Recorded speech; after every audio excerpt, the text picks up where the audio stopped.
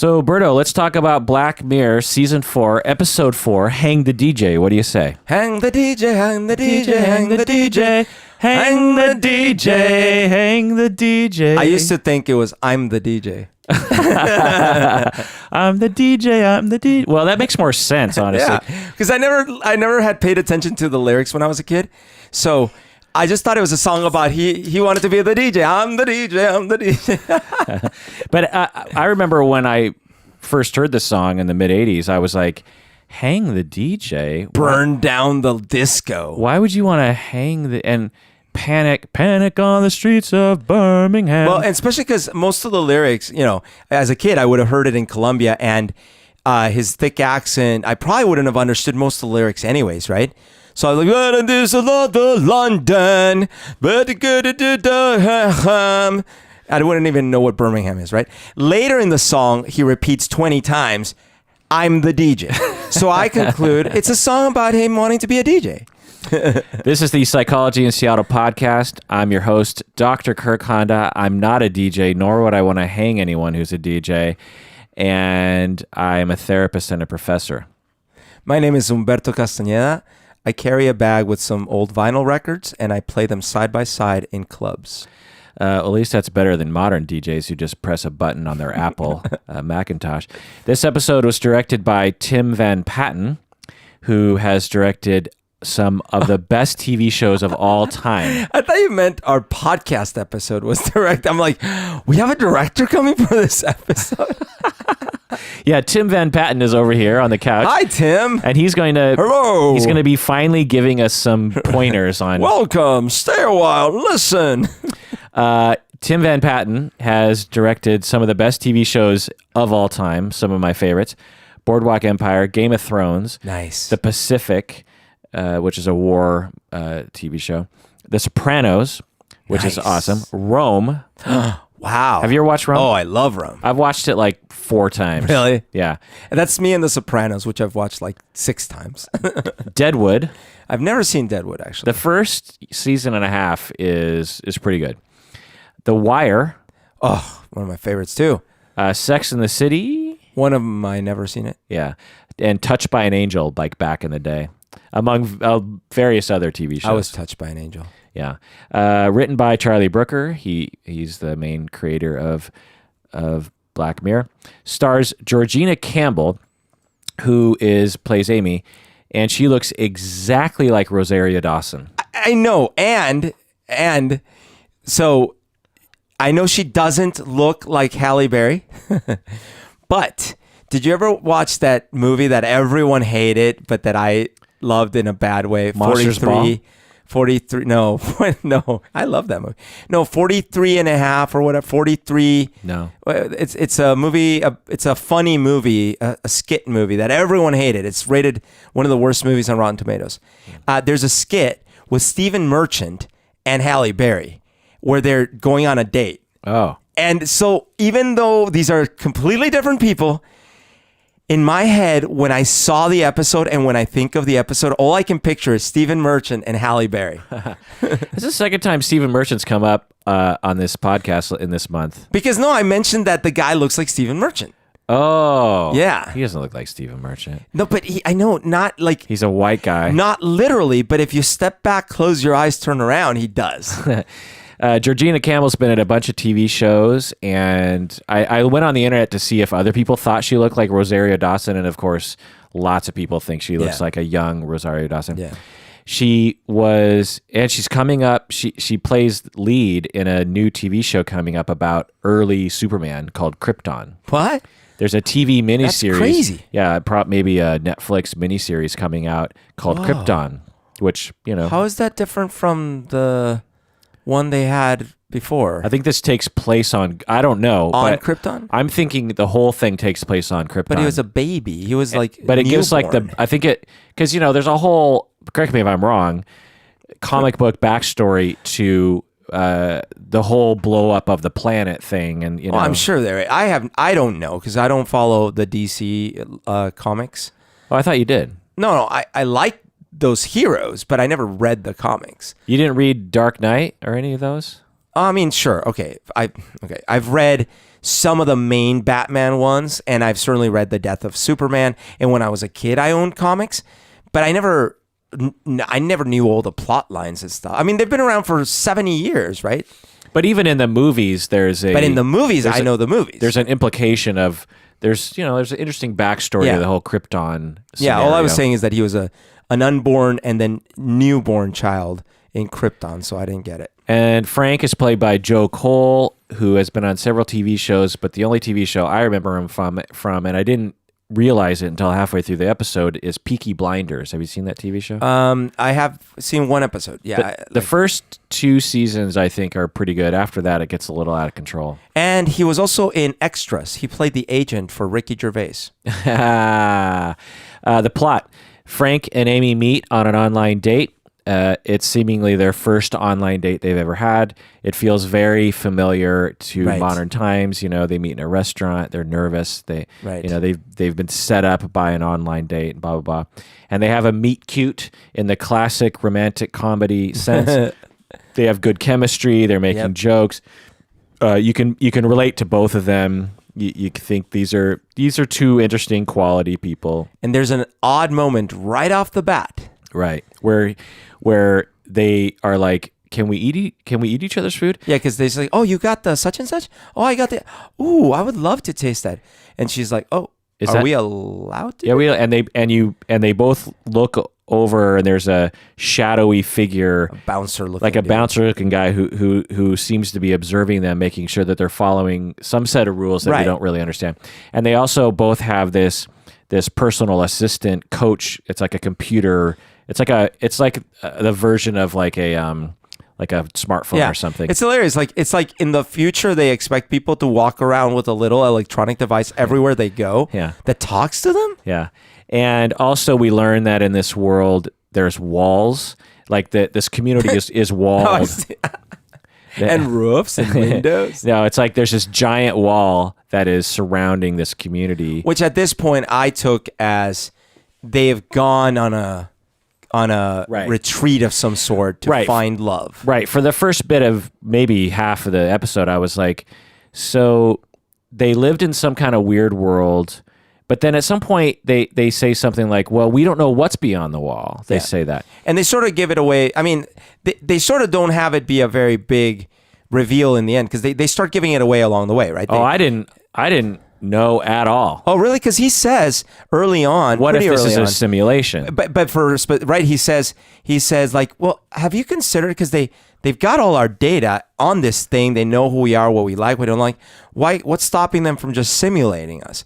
And so there's one. And the second one, which I thought was the full giveaway, is when they're first throwing stones and she goes, hey, does yours ever go more or less than 4? Yeah. And that was what I was like, oh, okay. Right. Well, but Black Mirror would not be beyond, dropping in a red herring, to throw you off the scent, And so, but they would definitely need to explain that then. Right. Yeah. But so what I was thinking was, well, I didn't know, honestly. Yeah. I was like, when I saw the end, I was completely. I see. I mean, were you surprised at least? No. You were like, oh, this is a simulation for a dating app? Well, no, I certainly didn't know exactly who was simulating what, that there were 9,000 or whatever, 1,000 of them. And I certainly didn't know that back in the real world, they were on normal, quote unquote, normal but futuristic smartphones about to also meet each other. I didn't know that, of course. But I did know before the reveal that, like, okay, they're definitely in a simulation. I didn't. I mean, I think I thought that there was a possibility, but that was not what I thought. I don't know what I thought, but I was when they finally revealed it, I was like, holy mackerel. I'll tell you what I sort of assumed, maybe past the halfway point, is that the two of them were in some facility that you go to for couples therapy or something. Oh, interesting. And that they were seeing what could have happened if things, this, that, and the other. Actually, now that I remember, I think I might have thought something similar to that too. Like something, like I was thinking maybe they're hooked up to something, and these are real people, but they're in a simulation. Yes, that's what actually I thought. Okay, but it was a total twist for me that it was just a simulation running in a phone running 1,000 times, right? Like that was in the blink of a second. Yeah. Frank and Amy, they check their expiry date. Is that a British way of saying Expiry date? Yeah, right. expiration? Must be. Yeah, expiry date. 12 hours. And so they realize. So we learned that in this system that they've seemingly signed up for voluntarily, they have to date for the system has said you only need to date for 12 hours. And actually, at that moment in the story, I thought that there was going to be this twist where we're going to watch the episode, and at the end of the 12 hours, it wasn't that their date was expiring; it's that they were expiring. Yeah, it's funny when you watch a Black Mirror. Like, where's the twist? What's the twist? Yeah. They separate in the morning, and they're like, okay, well, I guess they seem like they sort of regret having to say goodbye, but they had a sweet night. Yeah, they regretted not having sex. Yeah. And they separate in the morning, and then they date a bunch of others. Amy dates what I think is supposed to be like her perfect man, right? He's on the surface, anyways. Yeah, he's good looking. He's got nice abs. He is refined. He's not weird. He's not nerdy. He's very confident. And he takes her to town in the sack. Yeah. And Frank dates this really mean woman with no sense of humor. They're off to a bad start from word one. Yeah. Right. And so this is when I thought, well, if they're in a real world, if this is a real, like if these are real people, I was thinking, is this sort of comment on how a computer could figure out how to manipulate you to fall in love, essentially. It's like send you on a date with someone who maybe you're compatible with, see how you do for 12 hours, and then make you live with someone for a year. Yeah. Because like one of the things that I talk with a lot of clients about is they will talk about when they're in a bad relationship, they don't talk about someone, many people ago. They think about the last person they dated. Yeah. Just before, the one that got away just before. Because usually that's someone that they didn't see all the way through, and it's someone that's very recent for them. You know? And so I was wondering if that's what they're doing. Well, I also thought part of the reason I started thinking, this must be a simulation, is because when it's like a year, but they don't show us. Do they have a job? Are they just at this place for a year? I was thinking maybe in this world they don't have to work. Or it could be like universal automatic income or something. Right. And then they date a bunch of other people, but then the computer eventually matches Frank and Amy back together again. Oh, sorry. There was a moment that I actually thought Matrix-like. I thought, oh, this could be a thing where they don't have to work.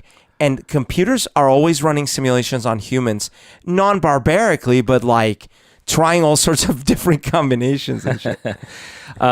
So now they're back together and they're having a great time, and they make a promise that they're not going to check their expiration date. And they're seemingly together for a while. We don't really know how long, but they're really happy. But Frank's getting kind of worried. He's kind of worried, like, wait, how much time I'm really falling in love with her. Yeah. How much time do I have left with Amy? I'm really worried. So he secretly checks the expiration date, and it says they have 5 years. Right. And you see, and this is where the beauty of writing, directing, acting comes in, is the face. There's so many options in terms of writing what sort of face he's going to make. Right. 5 years could be like, yay, or it could be like, oh, but like. The beauty of Black Mirror is in his face, because I'm watching his face and I'm like, what's in his brain? And they don't really make it clear. Right. But he's sort of looking at it, and you can sort of see him kind of smile, but also be a little sad, because he's like, oh, wow, that's great. At least it's not like one more day. But that's kind of a bummer that it's only 5 years. But 5 years is a long. You could kind of see the gears turning in his head. And in humans are so poor at long term that you don't feel that pain yet. You're like, 5. Okay, well that sucks, but 5 years. Yeah, right. Yeah, you can sort of see those gears turning. Yeah. But then for some reason it starts to recalibrate.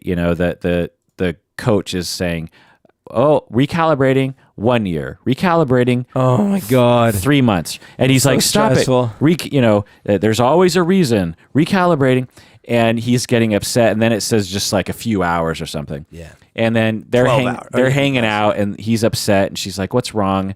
And he tells her, and I checked the expiration date. She's like, "Well, how much time do we have?" He's like, "Well, at first it said 5 years, but then it recalibrated because I looked at it, and it said we only have like another hour." And she gets really upset, and she breaks up with him like right on the spot because, she's like, "You broke our promise. Why did? And you might have broke the system so that we can't see each other anymore. I can't believe you did that." And he's begging her to stay. He's like, "Let's go over the wall. Let's run." And she runs away. They date other people. They're unhappy. Seemingly Frank's very unhappy. The computer then tells Amy that she's been matched with her perfect mate. And but the computer also says, and she's going to meet her perfect mate tomorrow. Yeah. But then the computer also says, you get to say goodbye to one person. She says, "Frank, I want to say goodbye to Frank." Yeah. And so they have a final date. They decide to go over the wall. They climb the wall and enter a room with thousands of other couples who look just like them. We learn that Frank... There's 999 other couples. Yeah, but I looked very closely, and I couldn't see any other people within their field of vision anyway. We learned that Frank and Amy were just one simulation among 1,000 Franks and 1,000 Amys, and 998 of the 1,000 actually rebelled and went over the wall. And we see the real Frank and the real Amy in a bar looking at their phone, realizing that on a dating app, they have found a 99.8% match with someone across the room. And again, more excellent Black Mirror writing. You hear "Hang the DJ" in the background, and they're looking at each other, and they're like, "Oh," and then they're like, "Oh, hey," and then they're like, "Wait, 99.8%. That means we might be in a relationship soon for a long time," which means good and bad, and and then they get a little sad, and then they sort of look at they're looking at each other. And then she gets a smile, and she just starts walking up to him. I get chills just thinking about that scene. It's just like the payoff. And again, stupider writers and directors and producers, honestly, would pressure the writers. You got to have them kiss, or you got to have them talk, or you got to flash forward. Like, how do we know? Like, she's just walking up. You're just going to end it. Like, people got to know what happened. It's like, nope. Like, and then it cuts to black, and then "Panic" by the Smiths comes into full stereophonic sound, and it sounds off. Now we thought this was our favorite episode of season 4. Possibly one of the best Black Mirror episodes of all it's time. in my top 3 now. Some trivia here. The idea of "Hang the DJ" was about rejecting the music that's being played for you, and so you rebel against it. Yeah, well, so halfway through the episode, I never knew what the song "Hang the DJ" was about. But halfway through the episode, I asked myself, why would they call this? And then it immediately hit me, because it's like, oh, of course, because, a DJ chooses for you, right? And if you're not happy with what the DJ is choosing, you would want the DJ to get kicked out or hung in the extreme. Right. So then I got it. I'm like, oh, okay, hang the DJ. Hang these people choosing for us, damn it. Right. So when Amy throws the coach into the pool, she's hanging the DJ. And then I actually read about the song today, because I was like, what was the song about? And I went on the Wikipedia and stuff. And that was literally what it was, right? It was the Smiths were upset, or at least Morrissey was upset that all this bad shit was happening in the news. He was quoting that Chernobyl was on the news, and then a second later, some happy song that they're supposed to dance to or whatever. So it was this feeling of like all this bad shit happening everywhere, and none of this music relates to our lives. And so so the rest of the song is "Burn the Disco, Hang the DJ." Yeah, it was specific, according to lore, it was specifically a Wham song. Yeah, but Marr said, because I read more lore. I just did 10 seconds of research today. But Johnny Marr said that he's not so sure that story was real. But what was the Wham song? I can't remember. It was one of their lesser, it wasn't one of their top 5. Yeah, the story was like they were a news item about Chernobyl, and then right after that, Wham comes on, and they're... This episode is kind of like Logan's Run, the movie. Yeah. I thought that was because, you got young people and running away over the wall. Right. Anyway, expiration dates and that kind of stuff. Okay, you're right. Very much so. yeah, I probably inadvertently, because They must have been fans, right? maybe, I don't know. So we got some good and some bad stuff. Let's talk about the good stuff. What can you say that's good? I actually loved the chemistry between the two of them. Yeah, it was so believable. Like, arguably, if that chemistry was half as good, this episode It doesn't work. would fall apart. The whole thing hinges on you as the viewer believing that, that's gotta be a better deal than all those other ones they showed us. Yeah. Even though, I mean, like on his side, I sort of felt bad because I'm like, well, he's sort of getting the raw end of the deal here. She's getting like just the fuck marathon.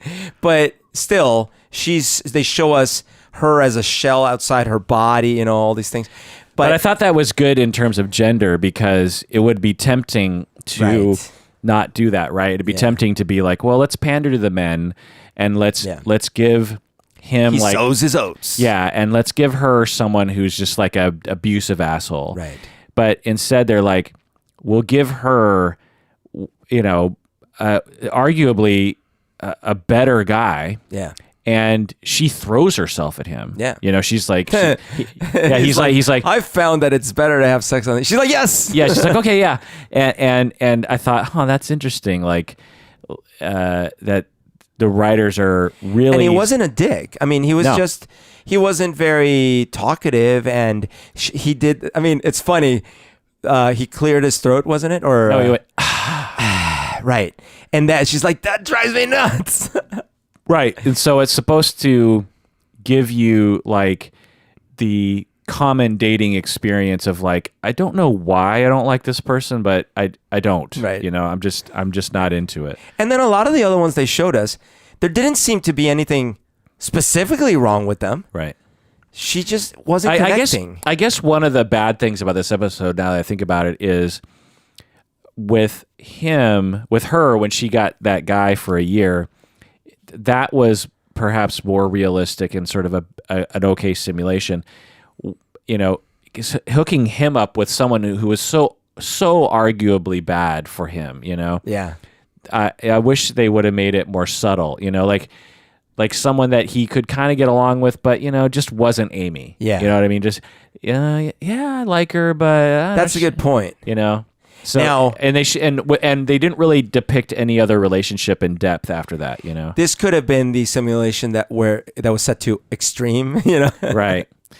And so that's the other question of just like, what were the other simulations like? Were they all exactly the same with the same set of dates after that? Right. But anyway, I thought that the chemistry was great, very believable. The ending I thought was perfect. I loved, yet again, the looks between the two of them at the end. Totally. One of the interesting things about this episode is in other episodes, they make you really care about the simulations, right? The simulated AIs. Right. And in this episode, they don't really portray it in a way that makes you feel like, oh, they're all dead now. Well, they let us off the hook as viewers because they have calm resignation when they're up in the it's not like they see everyone and they all start freaking out. We get this sense, right? That'd be funny. They're just like, right. 1,000 voices crying out in terror. That's right.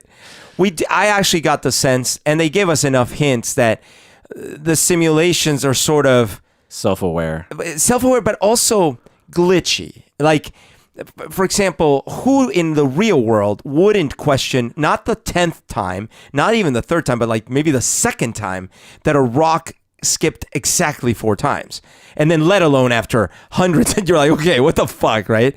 And so they give us a sense that and she even says that at the end. She's like, I think we're in a simulation, actually, and I think we're supposed to go over the wall.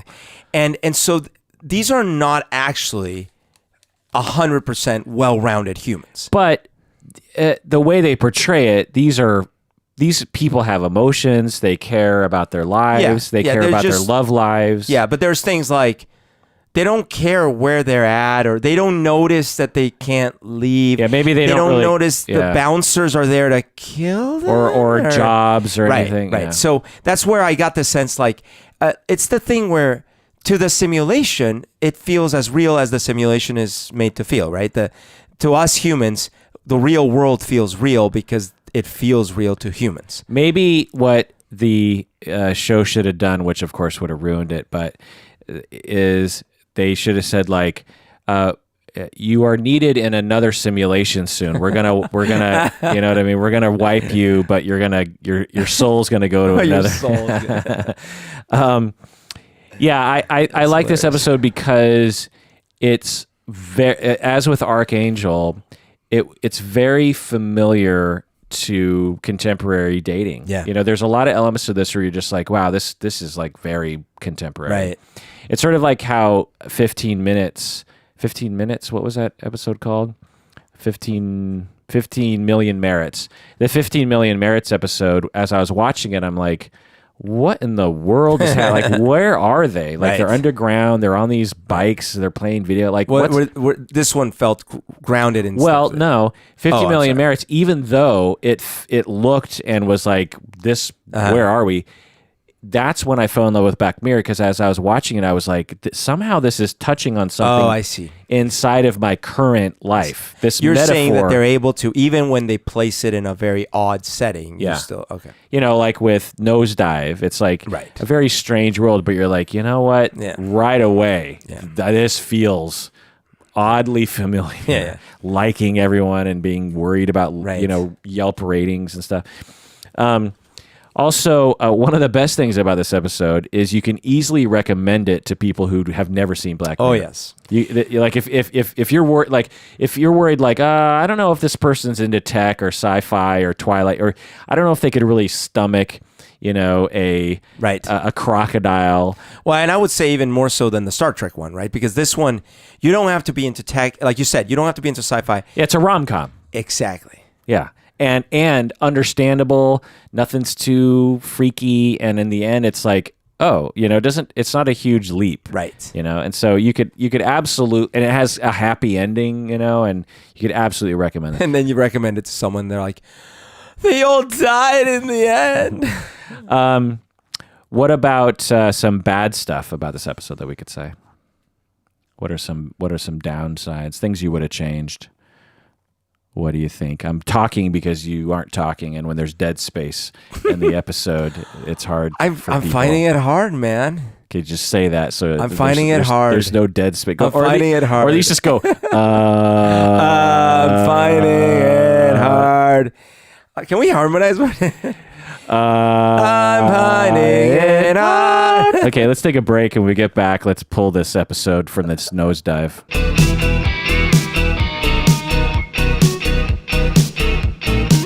All right, we're back from the break. Join the Facebook fan group. It's a fun place where even Berto goes sometimes. Yay. And joins famous patron Lingen. The Facebook fan group, they have lively discussions about various things, and I never go there because I want people to feel free to say whatever they want. And Berto, you know, he doesn't mind being insulted, so you can insult him. That's right.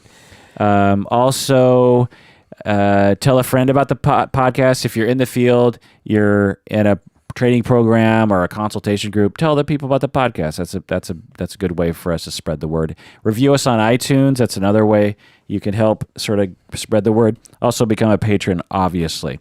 So what are some bad things we could say about If I'm this being nitpicky, really nitpicky, I'm going to say things like this. All right, well, in reality, the simulation maybe was overly complicated.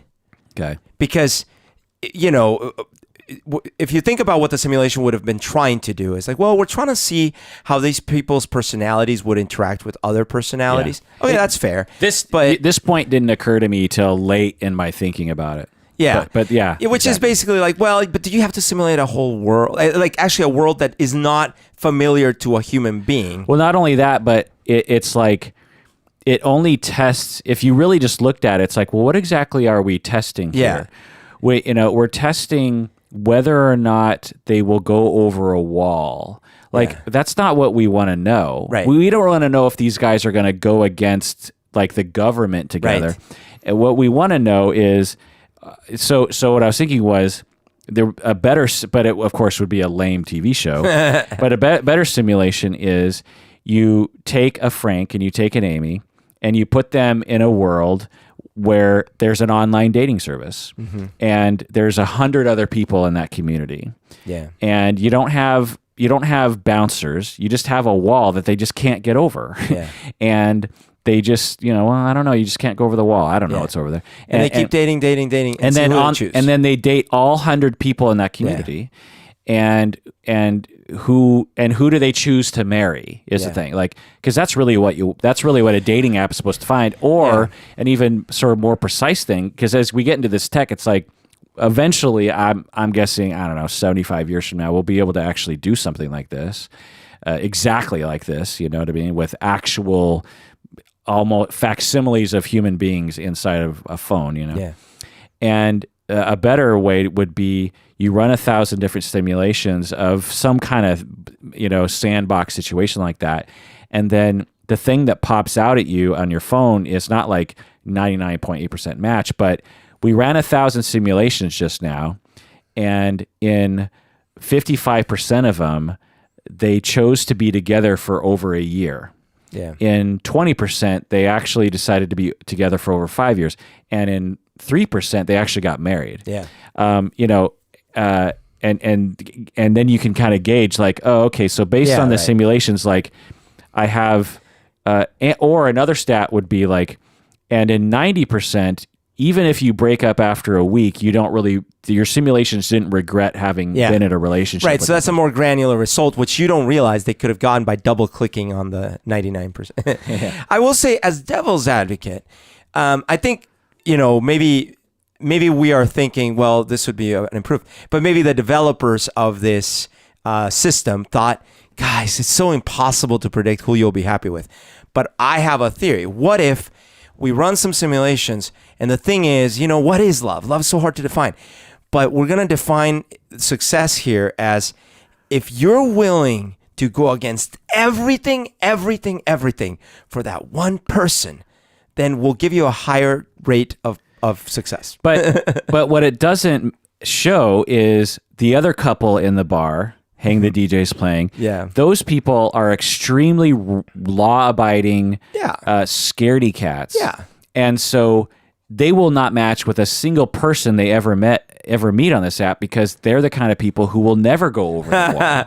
I see what you're saying. But you're thinking that the AI representations are actual good representations of their law behavior. And I'm saying that's the point. They it's cut all those corners and basically, I get it. I mean, I understand. I understand why they designed it. We're trying to justify a show. Yeah, that's fine. Yeah. Let's see. In general, I agree with that. Yeah. So the other bad thing is there was no queer or gay stuff at all, except for that. No, she did. She had one. So that one very brief sort of second where it's like, oh, she dated a woman for a while. But I kept looking around. I was like, all the couples were hetero. And then I was like, well, maybe there's a point to that. But at the end of the episode, I was like, there wouldn't, because they lived in a community of other people who were dating and going out, right? And like that one couple that got married eventually, or fully matched or whatever. And it's like, by the way, talk about unnecessary additional coding into the simulation. Well, right. So that could have been the reason. It's just like, well, why? We don't need that for this simulation. For another two people, maybe everyone in the I was actually referring to like the scene with the couple saying how great it is, how the service works. I'm like, is that necessary for the simulation? well, they must have ran enough simulations in the past where they're like, well, all the simulations give up. It's Matrix, right? Right. Like, actually, I will, again, playing devil's advocate to my own point. The way you would probably end up doing this, the way that machine learning is going, is you actually wouldn't have control over, like you wouldn't be programming a script. Right. What would actually happen is you'd have some models that recreate the characters, and then you set it to play. You press play, and you actually have no idea what's going to happen. And shit just happens. And randomly, two of the characters say, oh, we're happy and it works or whatever, right? Well, and you have to match that up, correlate that with reality. Yeah. So you would have to run simulations and then measure actual human beings against those simulations, and then see which correlate with like them staying together for a long time. But still, like to your point, like first of all, you would think you would have wanted to put the same two people, not in a 12-hour test, but rather all the sorts of stressful situations that you have to deal with, kids, stressful jobs, lack of sleep, cancer, disease, whatever. Yeah, exactly. Instead of this extremely weird world that it doesn't correlate with the real one. Yeah. Okay, so let's see. Dating sites that claim they... Okay, so this... right away, I was like, oh, this is sort of a play on dating sites and their claim that they can match you with a certain accuracy. Right. and they have, because that's the whole thing the coach has. It's just like, well, we have algorithms and we figure out. And there's been a ton of quote unquote science and research into this, but they always keep their research close to the vest. Right. And when you actually look into the science, it's extremely hard to predict if two people are going to actually work out or not, is how the actual science works. Imagine. I guess I just realized something, though. Maybe, again, playing devil's advocate and what, like just trying to salvage the plot here. Potentially, they've realized over their years of research that it all boils down to if you cannot see in the numbers the spark after 12 hours, there'll never be a spark, something along those lines, right? So they're like, yeah, look, we're going to pit these two simulated personalities together for 12 hours. And then for the rest of the simulation, we're going to have them in all sorts of random other kind of controlled cases and stuff. If those 12 hours were not enough, then it's low probability. Or another way is you put them together for 12 hours and you ask the simulation at the end, do you want to date this person again? Yes or no? But see, the simulation won't know. But they had an opinion at the end. I mean, they were like, yeah, I think I'd like to see that person again. But they didn't really know until they knew. Yeah.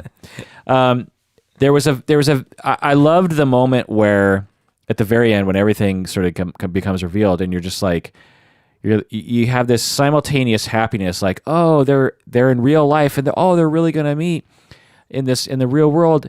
But oh my God, all those people are just simulations and they just died. Like I actually had sadness because the characters you've been following just died. They just got deleted, and that's a very Black Mirror thing to do to me. But if you think about what, imagine the equivalent of pleasure for an AI entity, if ultimate pleasure was fulfilling the run sequence, then they just orgasmed infinitely, right? So there are a few questions here that I want to ask you, Berto. What if there was a system that, because at the beginning of the episode, I was like, oh, maybe this is like post-apocalyptic. So that's what I actually thought was like, the world blew up, and in order to save the human race, to make them mate, they figured out they created this perfect world where, in fact, I think they even said that. I think like beyond the wall, they've ran out of food or something like that, or it's just a wild world out there. And I thought, well, maybe they've created this coach system to actually help people mate because people stopped having kids or something. Right. But here's the question, Berto. What if you could sort of voluntarily go to this island? And you would have this system where it was just like you agreed, you signed over, you said, "Okay, I'm going to follow the rules." And this, algorithm that might be, slightly better than the one we have today, it does this kind of full control over your life. Might that result in more likelihood of long-term satisfaction in a relationship or not? What do you think? Well, I was when I thought you were going with, would you do it? And I'd be like, sign me the fuck up. But the reason... Oh, really? Well, but the reason is because I would feel no obligation to stay together after the island, So the question you ended up with is, do I think it would work? No, I'm saying you got to stay. You sign up, you I you see. got to stay. You gotta can't stay. just walk away. Oh, that's a little different. I thought, because I thought, well, like, And hey, you have to comply. Like if it says we've matched you with the perfect match, you're going to grow old together. You got to do it. oh Jesus, okay, that's hard, man. No way. But what if it was like all these testimonials? Like, man, Nope. it really works. No freedom. Got free will. Freedom. You want the free will? Yeah, Yeah. because ultimately, what is happiness? Well, but let me ask you another question. How do I ask this? So, let's say you lived in an alternate Birdo life. yeah, And because I don't know how to say this exactly, but let's say you lived in an alternate Birdo life, Yes. and you were having trouble finding somebody, yes. and you were, I was depressed about it. yeah, think of people that Yeah. we know who date, Yeah. and they're just like, God, it's just you get in one relationship, it's hard to find someone. Absolutely. There's There's you lots of try them people out like for that. 6 months, and then you find out, but you can go to this island where it's just like guaranteed relationship at all times, and potentially, and actually no, and they guarantee that after some amount of time, you'll find your perfect match, and you'll be with them forever. and lots of testimonials, and you don't have any choice, Right. And your partner doesn't have any choice, Right, right, Like they got to stay with you, right. Like, does that factor? Imagine Yeah, that. no, I Imagine could see that on that. Humberto. I could see that, but I guess what happens is, yes, I could totally understand that. I could see people being like, the no free will thing, that kind of sucks, but guaranteed, because there's a lot of people who are dating who are like, what if I never meet anybody? What if I grow Right. old alone? Well, You I think for me, you play video games like I do, and you've played Grand Theft Auto before. Yeah. Did you ever enable the cheat codes? No. Okay, so in any game where you get the cheat codes, I'm an honest person, bro. right? In any game where you get the cheat codes, if the cheat codes break the game, meaning if they're too powerful, they will always be fun for a few minutes, maybe 10 minutes, maybe half an hour. And after that, you'll lose interest. Totally. That's why I Right? don't like them. Right. And the reason is because it takes away your free will in this weird kind of sideways way, right? The game having limits is what sort of makes your free will be meaningful. Well, but this simulation on this island actually works that into it by making it so that you can't be with the person necessarily you want to be with for a long time. Do you know what I mean? Well, no, forget it. Yeah. Anyway, I get what you're saying. So, Yeah. so it would ruin that for you. Yeah, because look, I actually believe that it's very likely that there is no such thing as free will in the truest sense of the statement. But for us humans, it sure as hell feels as if we have free will. And I think that losing that feeling would be the last thing I would want. I roll my eyes to statements like that because there's been a lot of talk on the internet about that and be like, no one has free will. Of course you have free will. No, we have. Well, it depends what you mean, right? Right. It depends on what you mean. If what we mean is humans within a human context have the freedom, unless they're imprisoned or slaves, to make their choices of their own volition, yeah, of course we do. If you mean, are you able to actually make a completely unpredictable choice of your choosing, then that is an undecidable at best question. Well, if your definition of free will somehow supersedes the organic nature of your brain, then yeah, of course you don't have free will. Unfortunately, I think that most people, when they say humans have free will, they ultimately, especially because a lot of times it's kind of a religious thing, right? They do mean ultimate free will. Right. But also on this flip side, the stoners who like to talk about no one has free will is because they like to say, like, there's research that shows that before you actually make a choice, there's like an impulse in the brain.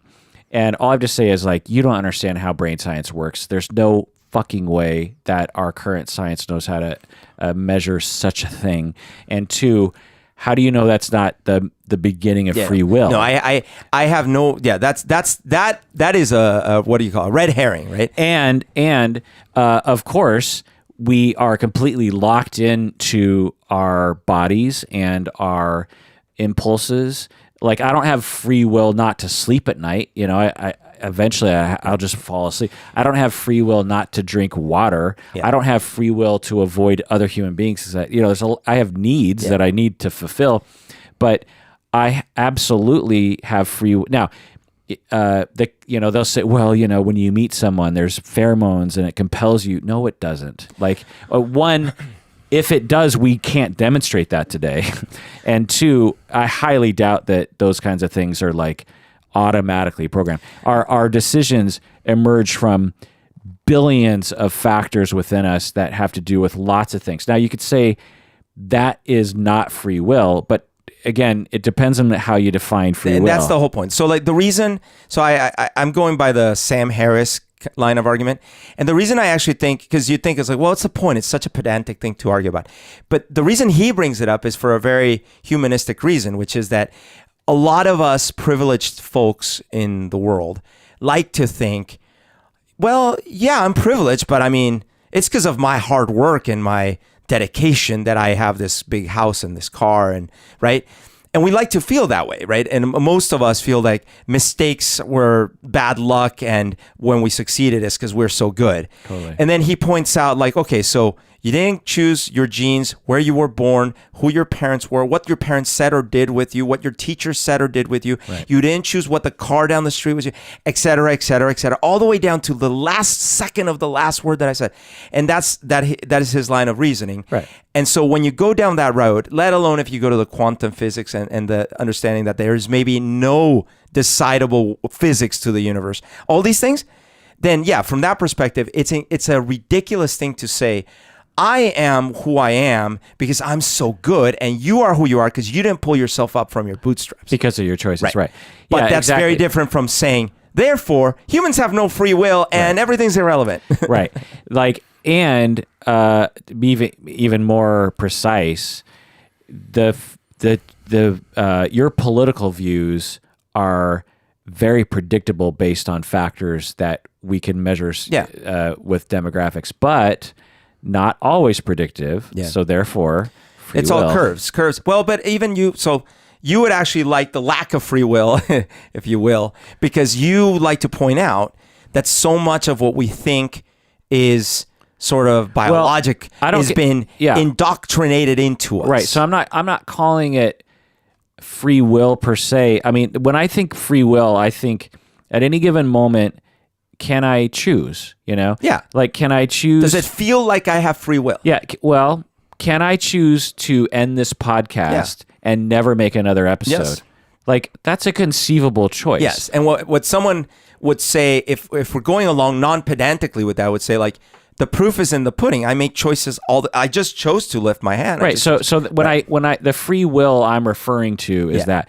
But do I have free will, so to speak, over, did I choose the language I speak? No. Did I choose my genes? No. Did I choose my political views? Not really. Right.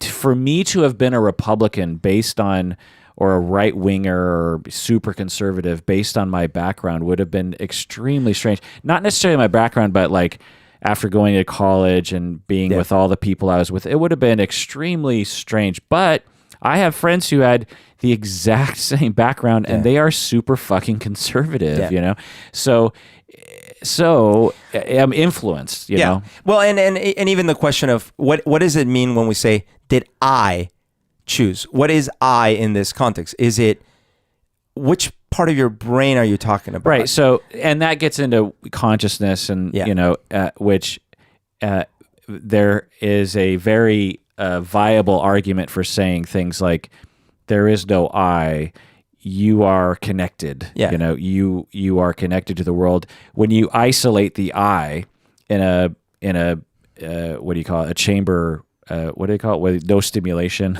Oh yeah. Deprivation chamber.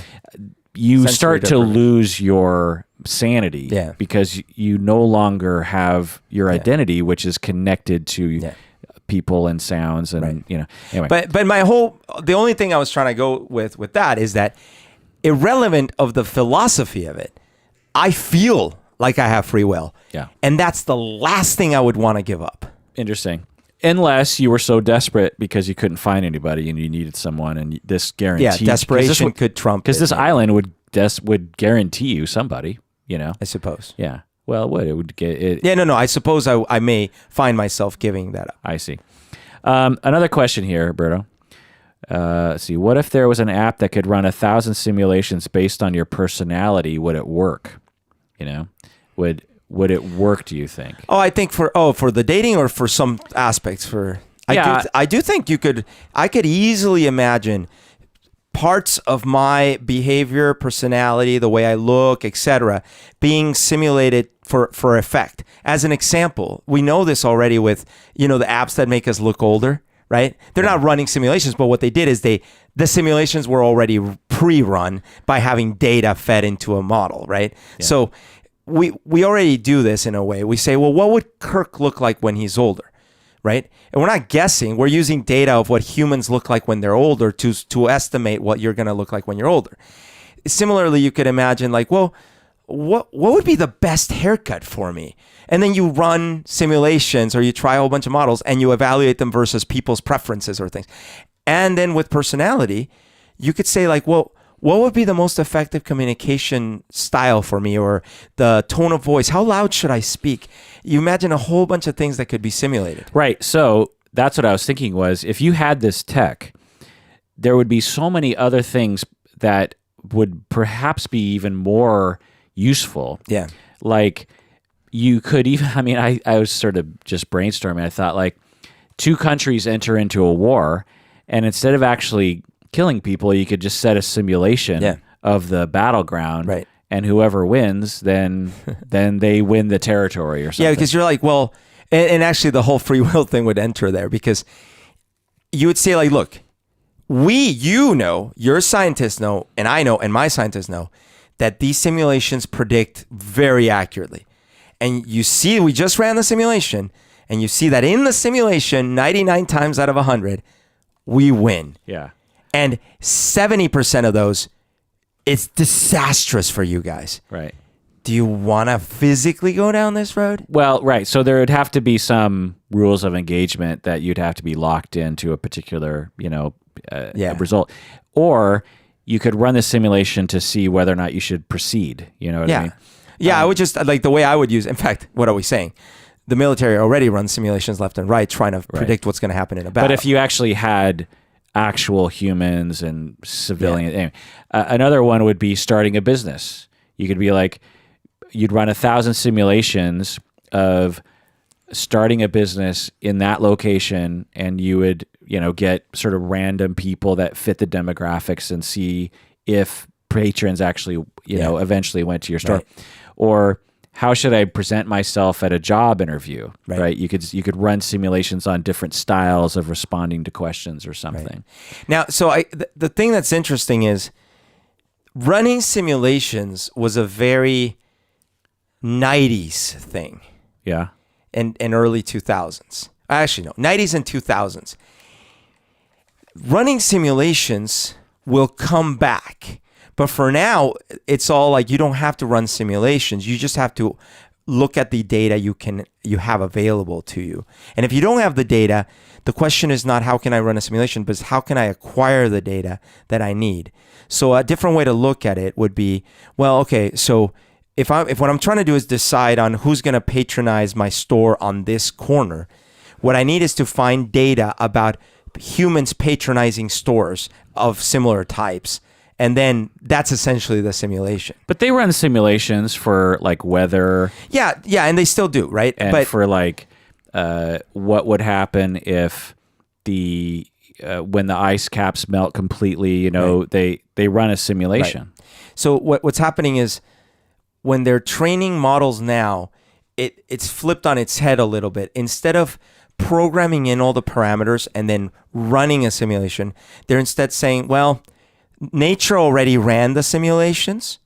They were real, but here's all the data of those simulations. Yeah. Now tell me what would happen based on the future. Right. So, So, and I don't know this trend, but I imagine that with big data and with enough data, you don't need to run a simulation because you have enough real data. That's what I'm saying. Yeah. So, but at the same time, I do think that it might come back if if you do end up with enough agents that seem human enough, or maybe at least animal enough or whatever, you could imagine, well, okay, well, we're going to set 1,000 of them to do something, and then we're going to, Because for the real Frank and the real Amy, you don't have any data yet because you haven't. And in fact, and this is going to be a very interesting conundrum. You're always talking about how we can't really decide on a lot of genetic questions and things like this because it's unethical to do so, right? If it were even possible. Oh my God, that would be an awesome use of this tech. Is like you can actually test evolution this way. But here's what I'm going to say, which I'm sure you've thought about: is it ethical? What threshold did we cross where you were feeling bad for these people? Right. That was my next question: is was even this ethical to begin with? Yeah, exactly. And the other question that they don't answer in the show is, do the purveyors of, or does the real Frank and the real Amy know that this percentage was a result of 1,000 simulations of them, instead of just like, this app just knows, it just sort of figures out. That's right. Do they just say, it just sort of figures out. And then the real people behind the code are like, actually, we're running simulations of like, if you met them on a video screen, you would think it's you. Yeah, you would think they're very real. And that's which leads to another question of like, why not just data simulation? Right. Why she says no. Okay. I'll just date your simulation. I'll just date your, like in the USS Callister. Right. You're right. Exactly. And it is a very, very important question because right now, if someone is born severely disabled, where for their lifetime, assuming it could be a short lifetime, but they will be a 1-year-old in terms of development, maybe 2 years, like someone who's severely mentally disabled. Okay. They still have rights. Yeah. They're a person. Yeah. You can't just kill them or treat them poorly or put them in experiments and stuff. No. So it's going to get really odd when you have a simulation that is definitely way more capable than this real person, and you're claiming that this simulation has no rights and this person has rights. Because it's going to be obvious that the only reason you're doing it is because one is made out of one substrate and the other one is a different substrate. Right. Yeah. So it's a good, interesting question of just like, if you actually met these simulations and you're just deleting them or putting them through some pretty horrible experiences, is that ethical? And if you can do this, then surely some nerd is like putting some people in some really horrible situations. That's right. And then you could work around it in some ways by saying, look, by the point that we can actually simulate you to that degree, we've now transcended the part where we can back you up. So recreating you digitally is free, give or take, right? So you never really have to die. We just reboot you. You're back, or reload you, right? Restore the last checkpoint. In terms of pain, because you can say the next question is like pain. Pain is real. Pain feels real. You could say, yeah, but we could either numb the pain down so you never feel more than a prick. Let's agree on what is an acceptable level of maximum pain. And you never really feel more than that. And on and on and on. So then you could say, well, that's not a human. I say, well, actually, on a day-to-day basis, I don't experience an excruciating amount of pain and I don't die. So that is actually being human enough. Yeah. Yeah. One question I had, and we'll close with this, is that did this simulation run, like one of the things that I thought of right away was like, well, wait, so how did these two apps sync up? Because they're across a bar from each other. Yeah. Surely they didn't point their phone at that one person. Surely this is just an app. Well, we don't know. I think they pre-matched them. They were meeting each other there because she's like, "How? Oh, wait, no, like they didn't. They were not meeting at that. That was in the simulation, right? So now again, we don't know, right? We don't. But know. From what I was interpreting from when they go to the bar with the song "Hang the Panic," by the Smiths in that bar, was this app randomly chose them. I see, and so it's like. How many other simulations with other people are happening in that room, and is it just happening on their phone? Because that's the way it made it look, right? Yeah, it made it look like it was on the phone. The phone had enough software power to simulate those people in the blink of an eye. And some of that is interesting because I think temporarily people are going to feel like, I don't want my my information in the cloud. But eventually, like already all our photos are in the cloud. Yeah. So. And then the other thing I was hoping, and I kept rewatching the end and pausing. What I thought would have been really cool, and I don't put it past them that they just put it there and I didn't see it, was everyone else in the bar were their dates. You know what I mean? Like, oh, is that? Do you caught no, that? I couldn't. I couldn't see it. So, because I thought, wouldn't it be interesting if all these people walked into the bar that night? I see. And everyone who happens to have that app on their phone, okay. it just mixes them all in these in this 1,000 simulation thing. I see. Yeah. Or a million simulations in the blink of an eye, and figures out who in that room. Right. And on that phone, you just dated everyone. there. You did simulations having sex with everyone in that room, and it figured out like who. Well, so screw the simulations. Just save out the little sex clips for later. Berto always finds a loophole. Well, that does it for that episode of Psychology in Seattle. Thanks for joining us out there. Please take care of yourself, and hopefully you'll find your 99.8% match. This podcast is a 99.8% match for you, I think. So you've already won that one. Hey, there's an ethical question there. If you forget the dating thing, that'd be another thing. It's like you could simulate yourself listening to every podcast that ever existed, and then tell you which one you like. Yeah.